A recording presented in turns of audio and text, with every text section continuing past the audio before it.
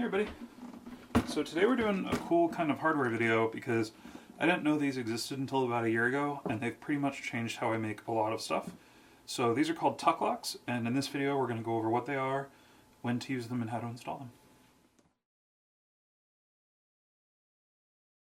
So what is a tuck lock? Basically it's a piece of hardware that is basically just a lock that tucks under a bar. Basically this is spring loaded and that's it, and your bag's closed. Now if you're anything like me, I'll always design bags and then be like, what do I do for a closure? What do I do for a closure? Closures to me are like one of the hardest parts of a bag to design. So the cool thing about tuck locks is they're closure, but they're pretty minimal, right? And then with tuck locks you can also hide them. So this one obviously is just installed on the flap of this bag. But with my own personal bag, this is the one I carry every day right now, it's hidden underneath this strap. So the tuck lock is right here. So I open it and I close it. And the other thing that you can do is you can install them you can make them like this, where the tuck lock itself is only this little piece right here. And then, depending on what I have in this pocket, I can use the center bar buckle to adjust how much space I need in the pocket. See? So I don't keep much in that pocket, but that's something that's really cool that you can do with tuck locks. So I like them because you can hide them, you don't have to see them, but if you want to see them, they are pretty beautiful. So let's go. These are two different styles. One's a little bit bigger, one's a little smaller. So we're going to go into just doing quick installs. I don't really have bags or anything, but we'll just do samples of how to install these. I'll show you how easy they are. And I hope this is valuable because I didn't know these existed, and then as soon as I found out, it pretty much changed the way I looked at bag design. So I figured it was worth a little standalone video. So the first one we're going to install is the bigger one. You can see it's more ornate. So in my mind, these are more designed to be like shown off, to be able to be seen. Not that the other one doesn't look nice, it's just it's a little smaller and compact, and I use the other one more for hiding them under straps. But what I like to do is, you'll center it on a piece, or if you have two, you'll put them where you want, and then I just kind of press down to get the marks. And then what I'm using here, I bought a long time ago from China or somewhere. These are just little punches that punch lines. This is the easiest way to do it in my opinion, because these are really hard to punch just by hand.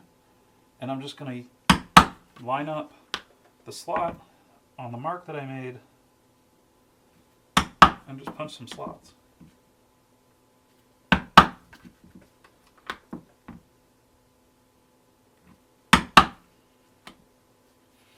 And then to check that, you see we have the 4 prongs here. We're just going to slide these in and make sure everything fits. And that's pretty much a no-nonsense way. Don't be afraid to muscle any of this either. We're going to be hammering, we're going to be cutting. This is not something that you need to go delicate on. So you can see there, it's not hammered down yet, but we're starting to get this installed. On the back side, we have these plates here.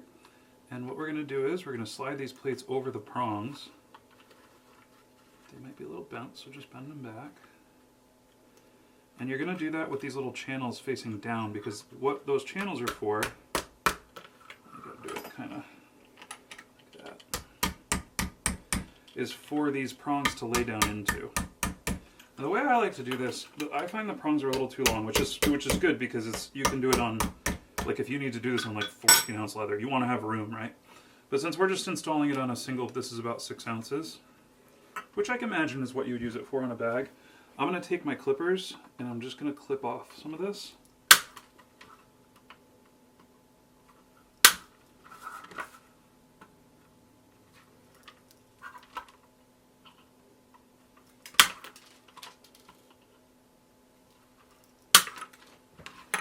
And that way when we hammer this down, it'll kind of be, it won't stick over as much.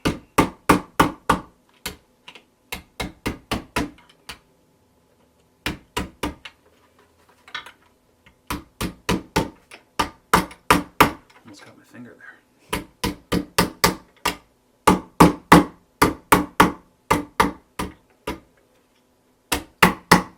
And you kind of have to go like back and forth a bit to get them to both lay down.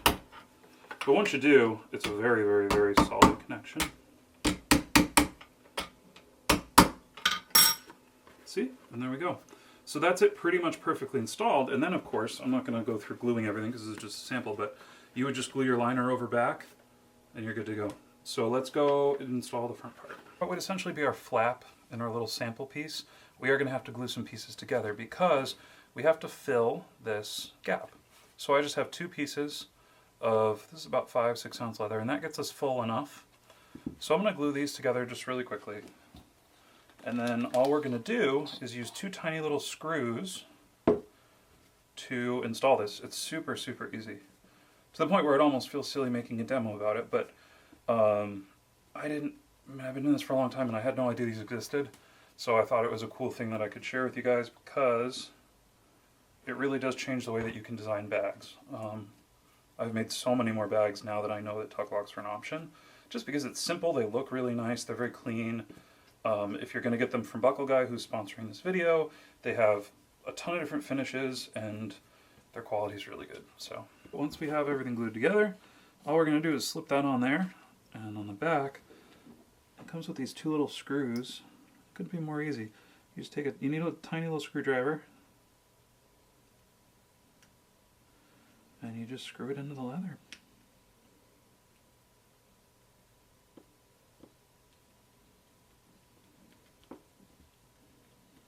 And so once we have these screwed in, this would be our flap essentially. There we go. That's it. It's very simple. It can just be a little daunting when you see that you have to do this, but as long as you have like something to punch your slots with and a good hammer, you're good to go. And then remember, you would just line over this. You don't want this in the back of a bag because it is a little bit sharp. I usually grind these down with a Dremel once they're installed like this, just to kind of make them nice and smooth and fade them off. And then I'll put my liner over it. But that's pretty much it. And that's how you would install it if you wanted to install it like this bag, where it's just directly installed on the flap and you can see it. Next, what we're going to do is we're going to use the other style, and you can do either of these styles in either way that we're showing you, right? But I'm just showing you the way that I prefer. I prefer to use this smaller one, like we showed in the beginning, in a hidden application like this, where you have the tuck lock under a flap, and it makes it adjustable. Now, I'm not going to show you how to make this whole setup in this video, because we actually have a video coming up where we take our wet molds and these tuck locks and we're going to make a bag and we pull it all together. But I just kind of showed you how I take it apart. So you have the tuck lock attached to, it's just this little tiny piece where it feels very silly to make, but it's just this little tiny piece that has a center bar buckle riveted to a tuck lock. And you just put it in here. I don't need to show, I'm showing you twice in one video, no reason for that. But this is my favorite application for this specific style. It's very beautiful. I don't mind the way it looks. I just like it because it's a little smaller than this one, so it's easier to hide under a strap, and then you don't have a ton of hardware that you can see. This one's a little bit different to install, and in my opinion it's a little more clean, but if you're going to get them from Buckle Guy, they are coming out with a riveted version of this one as well, which is really cool. So this one is just all little tiny pop rivets. So all you do is, actually, is that the right size? No. Okay, so I'm going to trace this out, because this is the size hole you want to punch.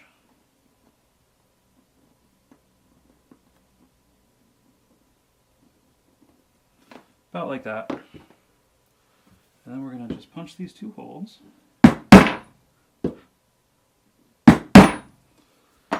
And then the installation is super simple. So we have our backing plate, and this is just to, like a snowshoe, kind of distribute the stress of this being used so that the rivets don't tear out over time. And then we're going to just put our pop rivets on here.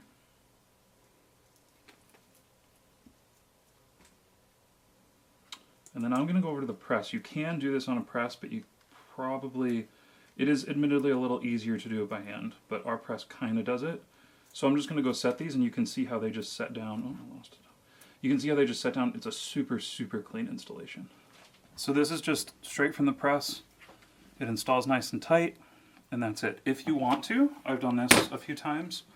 I'm going to come over to my blocks here, and I'm going to use a hammer, and you flip it over.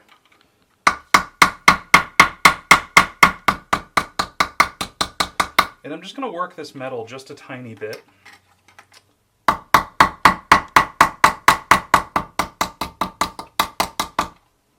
See how that, it doesn't do much to the front, but on the back it kind of flattens everything out. So again, you would line this. We're not going to because it's just an example, but you would line this. So if you want to go through and kind of just work that metal a little bit, because when you set the rivets it can curl up. So we want it to curl back down, and this is one of the rare situations where we want to take our pop rivet and pretty much get it as flat as we can. It also sets it a little bit more.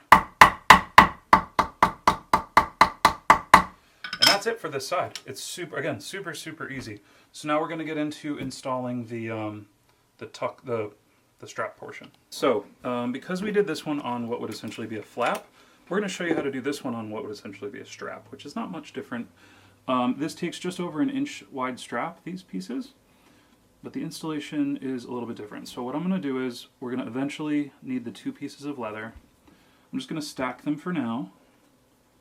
And if we look at our piece with our tabs, we have two running parallel, but then we have one running the opposite direction. So the way I'm going to mark those on my leather is I'm just going to take a scratch awl, and I usually do this along the top just so there's a little meat in between the edge of the leather and the slot I'm going to cut, and those are the slots we need. So I'm going to go back. That's why I say these tools, I don't even really know where to get them.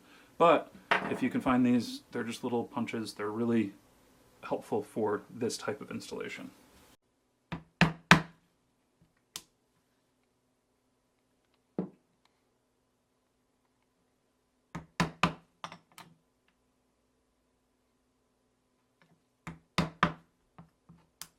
Alright, so the way this is going to go together, this comes with a nice front trim piece that plugs all those holes, and then we're just going to slide that in like that. Now, I don't know if I do this right, so a disclaimer, but the way that I install these is I fold this one over first in the center towards the buckle, and then I fold each one from the side in as well. I just feel like that kind of locks it together. I don't know though, if you know a better way to do it, let me know. And you can see that's super duper clean. So, once that's done, we're going to take some glue and we're going to line this up. Now, you don't have to do this part. If you want to do like a double layer, or even I suppose just this layer, but you can see it's kind of a little thick to just do one layer of 6 ounce. Don't worry about getting any glue on the metal. It'll just peel off once it's dried. But, actually I should probably come over here so I don't get glue everywhere else as well. I'm just going to glue up a quick strap to show you what it looks like when it's finished. Well, not like totally finished, but just when it's all lined and how clean it looks. So the one thing I would suggest, actually, totally forgot, but wanted to add this in. Take some, so this is the Veladon, this is a sticky back nylon fabric. It's very, very thin, but it's very strong.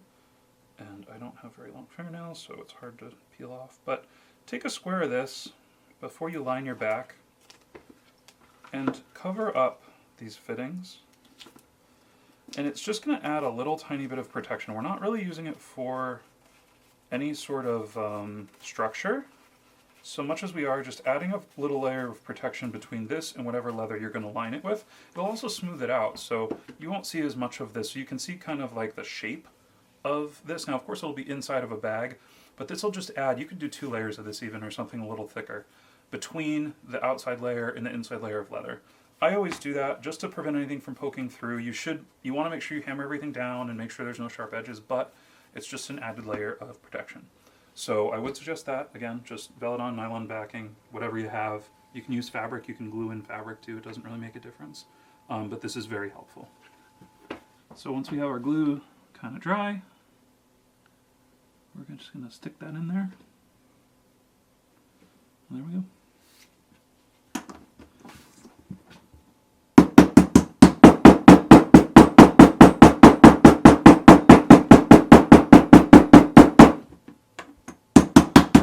You can see just how clean that is, like totally seamless, really beautiful, and there we go. So of course you could also install it on a flap like this, or you could install it with, you know, something hanging over it so you don't see it at all. But that's the general installation. It's really simple, and they just look so professional and they work so well. I'm serious. We found out about these. I didn't even know these existed until like last year. I'm not ashamed to say that. And they've totally changed how I make bags. I use them all the time. It's such an elegant solution. And if you go check out, the first link in the description is going to have Buckle Guy's whole selection of them. They have them in like every color. They have like 6 different finishes. This is the matte nickel. This is the antique brass. This is the antique brass in the smaller version. I think they have them in black. I know they have them in polished nickel. That's fine. And then this is the shiny brass, which is really striking, and you can see it matches, if you do a gold foil heat stamp, it matches perfectly. I just think it looks super professional. I don't know, I just really like it. And so what you can also do is something like this, where this is just a rolled edge, but it's just a single layer sewn in to kind of emulate a strap, even though there isn't a strap. But you can also just float it. You can just, just install it, and this can be a plain front to your bag or whatever back type of design you're making. All right, guys, so this was just a quick down and dirty tutorial on a cool piece of hardware that isn't super well known, that I thought you guys would like to check out. We have 2 different types of tuck locks. I think there is a third type as well that's a little lower quality. These are my 2 favorite to use, only because I've had this one in use for about a year now, and I've made bags with this one that have been in use for about a year now, and these springs are just as springy as they were the first day they were made. These are the really high quality ones, and I'm only going to be, you know me, I'll only show you stuff that I have experience with. So at this point I figured we were ready to go, time to make a tutorial, and go check these out. They're one of those pieces of hardware that will really change the way that you design things, because you have this opportunity now to have very simple closures that are fully mechanical that you don't have to make out of leather. So yeah, that's about it. Thank you guys so much for watching. And next week we're going to, either next week or the week after, we're going to combine the tuck locks with the wet molds and make a really cool wet molded bag, because you don't have to just make trays with those wet molds. So see you in the next one.